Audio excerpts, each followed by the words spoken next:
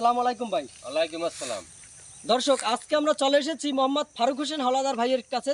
বরিশালের বাকেরগঞ্জের গারুরিয়া ইউনিয়নের সফল কৃষক মোহাম্মদ ফারুক হোসেন হাওলাদার ভাই। তিনি যদিও অসুস্থ ছিলেন, আহত ছিলেন, সফলতার গল্প তার মুখ থেকে আমরা শুনবো।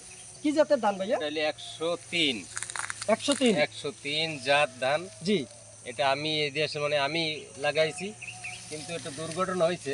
জি আগে যখন বাইরে এসে হ্যাঁ তখন ওই চড়াই পাকিয়ে যখন বাল্যে বলি আমরা বাল্যে, হ্যাঁ। এরা খাইছে, এরা খাই আমার ধান অর্ধেক চান কমাই দিয়েছে প্রায়। ও মানে হ্যাঁ। পাখিতে খেয়ে পাখি- অনেকটা ধান নষ্ট হ্যাঁ, করে ফেলছে খাওয়ার চেয়েও। কিন্তু তারপরে মাশাআল্লাহ খুব ভালো আছে।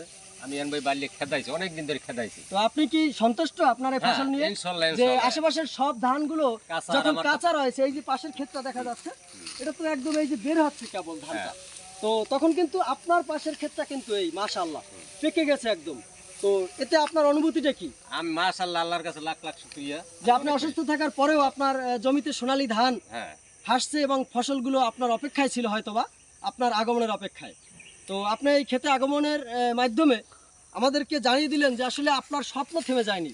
দুর্ঘটনা হয়তো আপনাকে সাময়িক থামিয়ে দিয়েছিল, কিন্তু আপনার স্বপ্ন কিন্তু থেমে থাকেনি, এবং সেই স্বপ্নের বাস্তবায়ন এই যে বিশাল ধান ক্ষেতটি হচ্ছে তার বাস্তবায়ন। তো আমরা এই কৃষক ভাইকে স্যালুট জানাই, যিনি ঘরে বসেও এই সফলতা অর্জন করেছেন এবং আমাদেরকে অনুপ্রেরণা যোগাচ্ছেন।